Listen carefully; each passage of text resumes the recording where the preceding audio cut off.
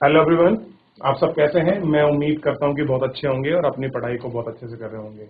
मैं Akash Kumar Bhadana ICT virtual classroom में आपका बहुत बहुत स्वागत करता हूं मेरे प्यारे बच्चों। जैसा आपको पता है कि हमारी 8th क्लास है और 8th क्लास के अंतर्गत बच्चों हम लोग देख रहे थे आपका पॉलिटिकल साइंस की जो हमारी बुक है। इस पॉलिटिकल साइंस की बुक के अंतर्गत हम लोग पहले जो वो आपका चैप्टर है उसी की हम लोग आपका बात कर रहे थे और पहले चैप्टर के अंतर्गत हम लोग भारतीय संविधान को आपका पढ़ रहे थे। भारतीय संविधान को हम लोग आपका देख रहे थे। इसके बाद हमने संविधान के कुछ महत्वपूर्ण जो आपके पहलू हैं, कुछ जो महत्वपूर्ण वो आपके तथ्य हैं, उनको हमने पढ़ा। उसी के साथ साथ मेरे प्यारे बच्चों, हमने भारतीय संसद के कार्यविधि को देखा कि भारतीय संसद क्या है, उसकी कार्यविधि क्षेत्र क्या है। इसके विषय में हम लोगों ने बहुत अच्छे से पढ़ा था। क्लियर है? फिर उसके बाद देखिए हम धीरे धीरे करके हमने सेंट्रल हॉल का देखा, संसद की व्यवस्था के विषय में देखा, कैसी व्यवस्था है, कैसे लोग आपका नेपाल के जनसंघ के लिए मांग कर रहे थे। क्लियर है? लोकतंत्र वहां कैसे पहुंचा, संघवाद किसको कहते हैं, फेडरलिज्म किसको कहते हैं, संघवाद को जानने की हमने कोशिश की। क्या है संघवाद, इसको पढ़ा। संसदीय शासन पद्धति क्या है, लोगों में चुनाव देने का जो राइट्स है, वोट देने का जो अधिकार है वो क्या है, उसको हमने देखा। और कैसे लोकतंत्र में चुनाव का अधिकार को एक आपके जनसंघ के रूप में मनाया जाता है।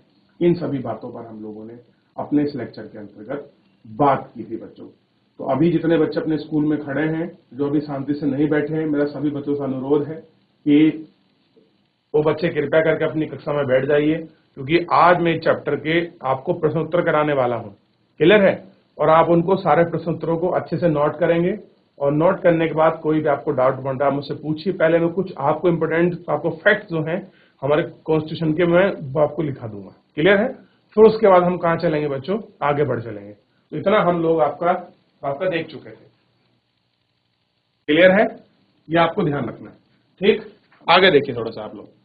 फिर उसके बाद हम लोगों ने शक्तियों के बंटवारे के विषय में पढ़ा, मौलिक अधिकार को हमने पढ़ा, क्या है मौलिक अधिकार, इसके विषय में हम लोग इतनी सारी चीजों को बहुत अच्छे से आपका पढ़ चुके थे। क्लियर है?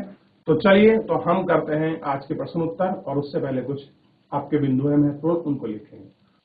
देखिए मेरे प्यारे बच्चों, जो हम लोग लिख रहे थे उसमें हमने कुछ आपका हमको लिखना था कि इस संविधान के विषय में जो हमने समीक्षा की थी, उस समीक्षा को हम लोगों ने लिखना था। तो क्या लिख रहे हैं हम लोग इसमें, जो है समीक्षा को देखेंगे। कौन कौन से ऐसे पॉइंट है, कौन कौन से ऐसे महत्वपूर्ण बिंदु हैं, उन सभी को हम लोग एक एक करके देखेंगे। जैसे हम देखेंगे संविधान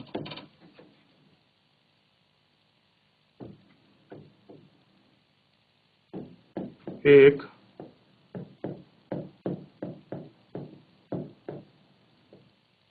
लिखित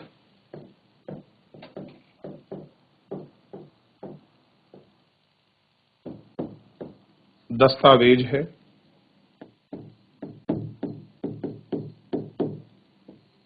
जिसमें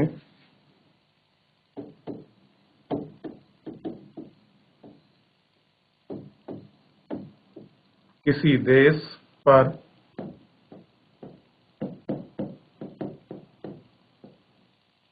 शासन करने के नियम और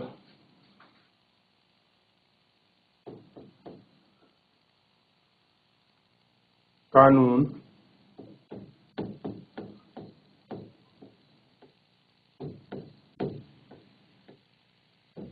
लिखे होते हैं। ठीक,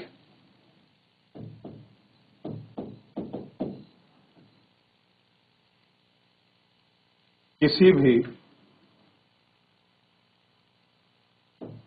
लोकतंत्र को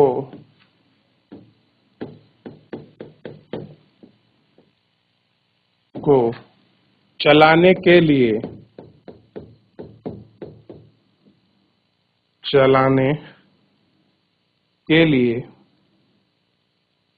संविधान बहुत महत्वपूर्ण है। क्या कह रहे हैं? ये जो संविधान है बहुत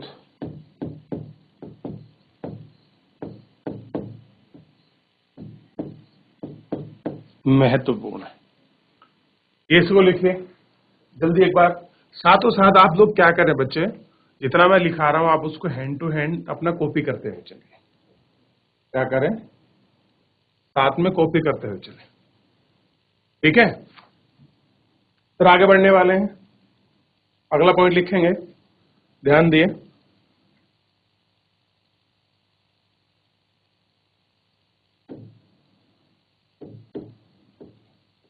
उन्नीस सौ 34 में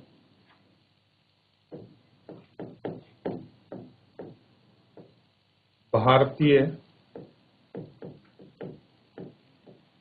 राष्ट्रीय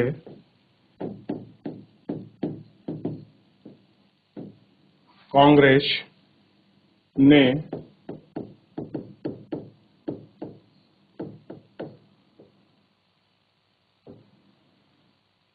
संविधान सभा के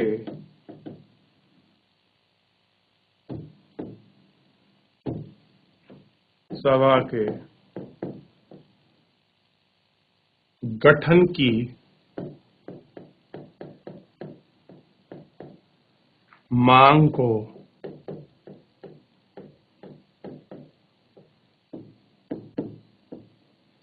पहली बार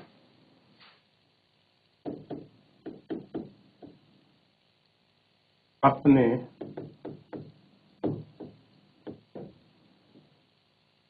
अधिकृत नीतियों में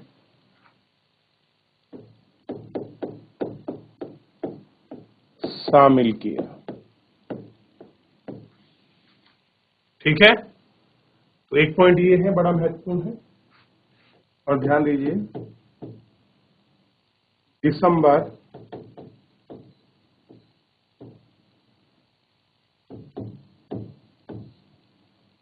1946 में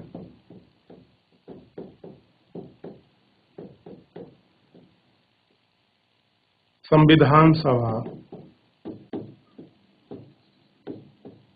का गठन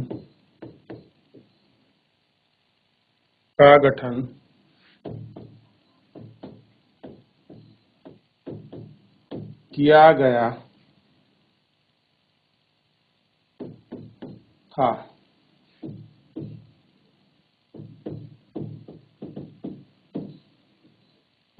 दिसंबर 1946 में नवंबर 1949 के बीच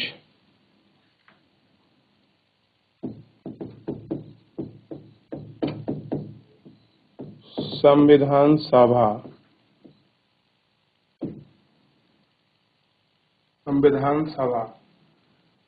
ने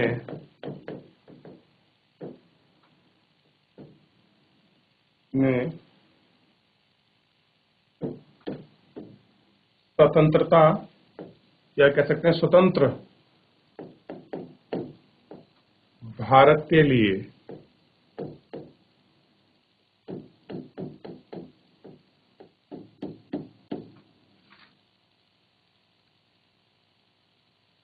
नए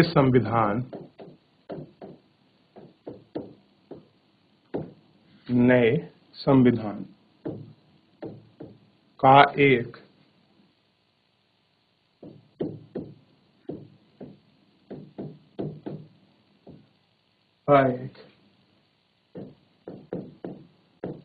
प्रारूप तैयार किया। ठीक है, इसको ध्यान रखना है। क्या किया?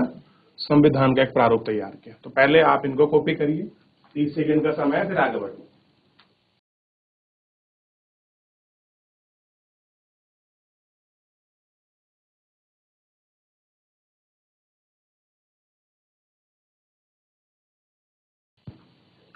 कर लिया?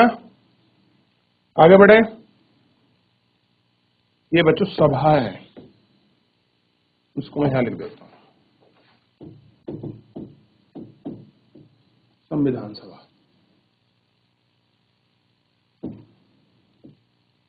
ठीक है, लिख लिया? चलिए आगे देख लीजिए, इसको लिखिए। आप देखिए, थोड़ा आप लिखते हैं नेपाल के विषय में। कह रहे हैं कि वर्ष 1990 में बना नेपाल का संविधान इस सिद्धांत, सिद्धांत का मतलब होता है आपका प्रिंसिपल, इस सिद्धांत पर आधारित था, इस सिद्धांत पर आधारित था कि शासन की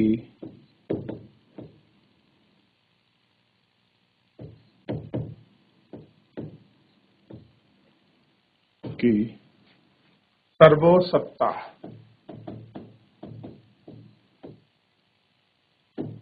राजा के पास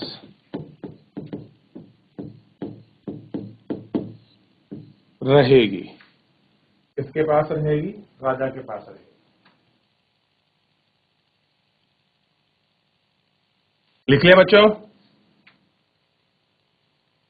चलिए आगे देखते हैं और बढ़ते हैं प्रश्न उत्तर की तरफ।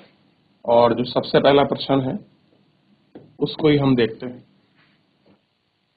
क्या है? कह रहे हैं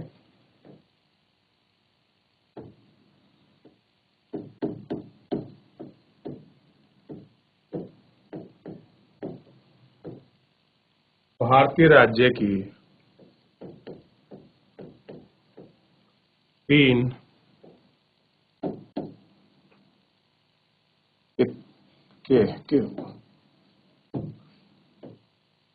के 3 अंग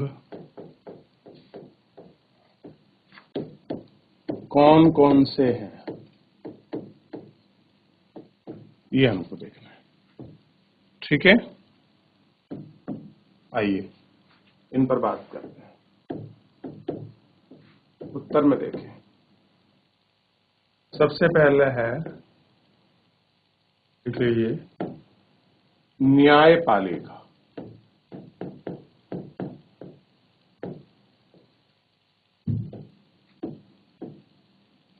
दूसरा लिख लीजिए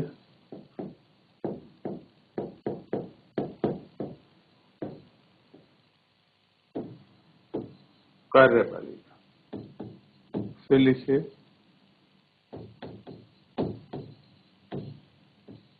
विधायिका। तीनों अंगों को लिख लीजिए, फिर आगे बढ़े। ध्यान दीजिए, एक प्रश्न को उतारने के लिए आपके पास 30 से 40 सेकंड का समय होता है। आप प्रश्न को साथ साथ लिखते चलिए, आप उसको कॉपी भी करते चलिए, फिर आप फ्लैश में समझ सकते हैं, देख सकते हैं। मैं आपको छोड़ देता हूँ 30-40 सेकंड के लिए बोर्ड, आप उसको अच्छे से समझ लीजिए, लिख लीजिए। कोई चीज समझ नहीं आती मेरे प्यारे बच्चों, तो आप मुझसे लाइव जुड़कर चैट के माध्यम से आप अपनी क्वेरी को, अपने प्रश्न को मुझसे पूछ सकते हैं, कोई भी स्कूल का कोई भी बच्चा।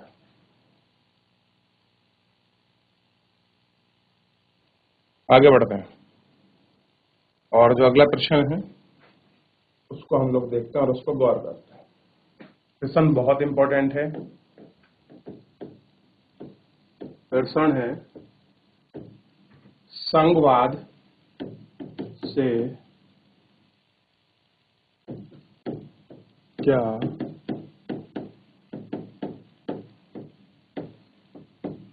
समझते हैं? क्या कह रहे हैं कि संघवाद से क्या समझते हैं?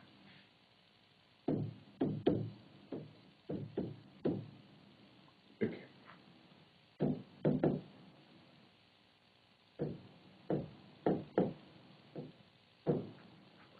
संघवाद एक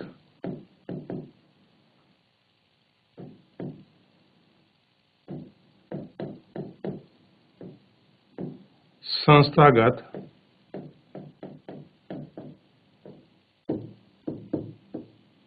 प्रणाली है जिसमें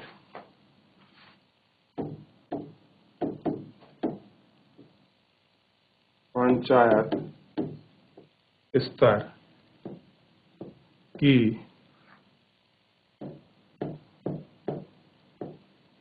प्रांतीय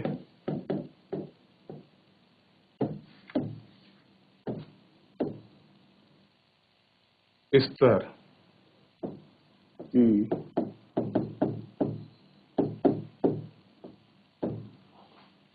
सरकारें और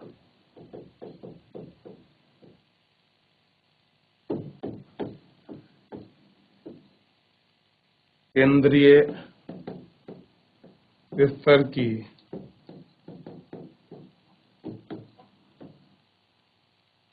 सरकारों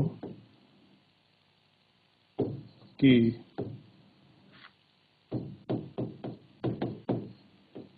ऐसी कह रहे हैं कि केंद्र सरकार और प्रांतीय सरकारें की स्तर पर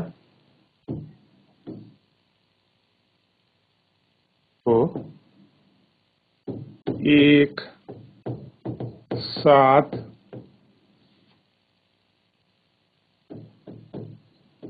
एक ही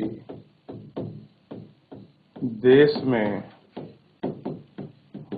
दो स्तर पर काम करती हैं।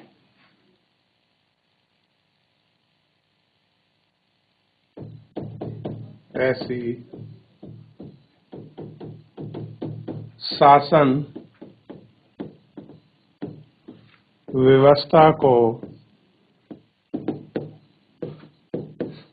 संघवाद कहा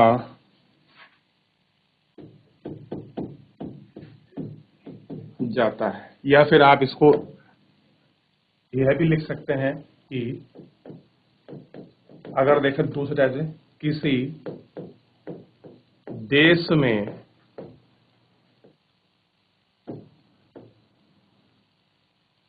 क्या कह रहे हैं, किसी देश में केंद्रीय स्तर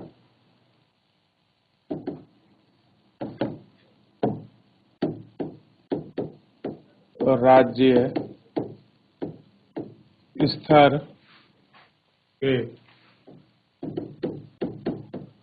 अलावा स्थानीय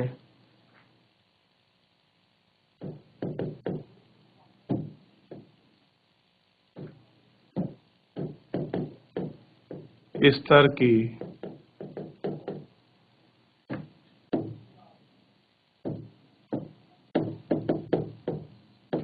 सरकार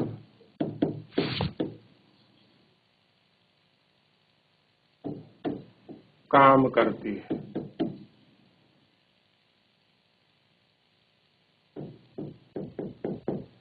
तीनों की शक्ति का बंटवारा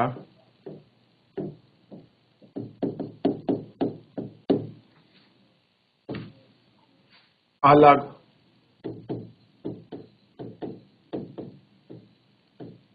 विषयों पर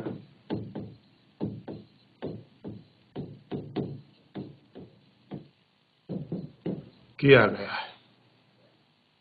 देखिए, दोनों को लिख सकते हैं, इसको भी और उसको भी।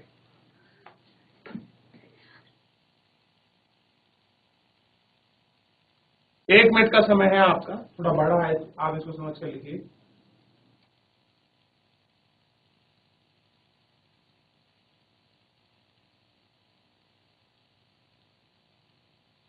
लिख लिया बच्चों इसको?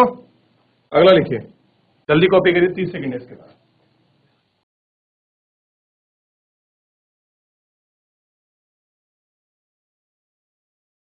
कर ली बच्चों, कर लिया कॉपी? देखिए आगे बढ़ते हैं अगले प्रश्न की तरफ। अब देखते हैं, सबसे पहला क्वेश्चन है,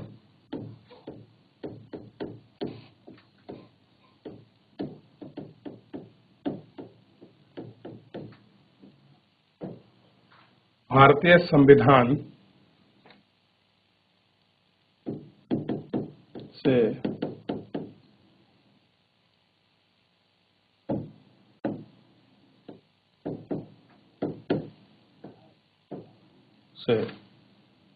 संबंधित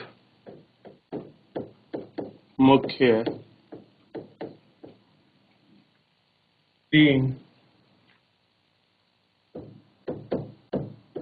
बातें लिखें।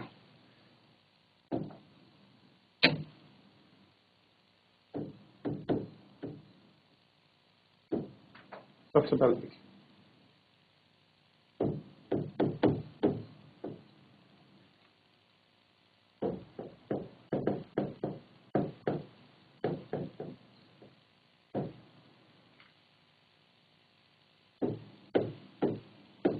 भारत का संविधान बहुमत के साथ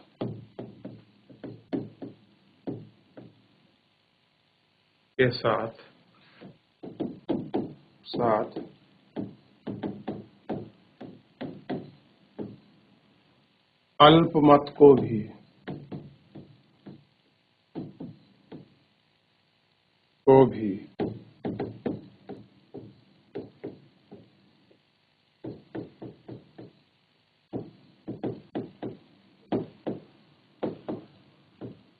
सुरक्षा और अधिकार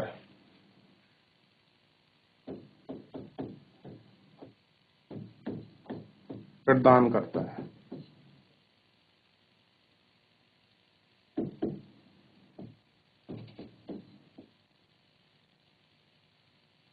केंद्रीय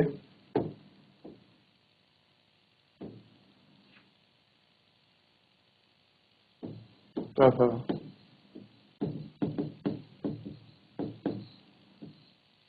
राज्य सरकार को अलग अलग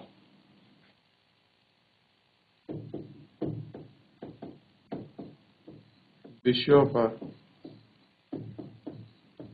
कानून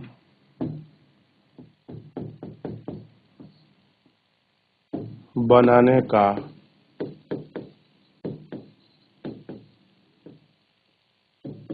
अधिकार है। कैसा है? अलग अलग विषयों पर कानून बनाने का अधिकार है।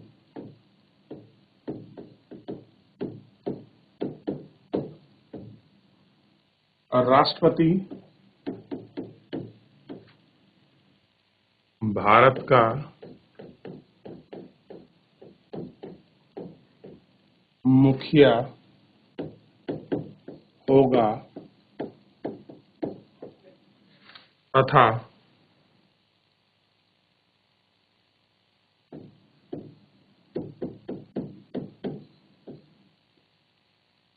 प्रधानमंत्री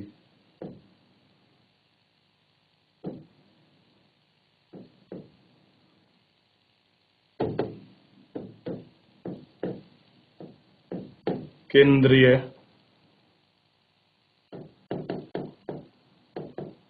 सरकार का मुखिया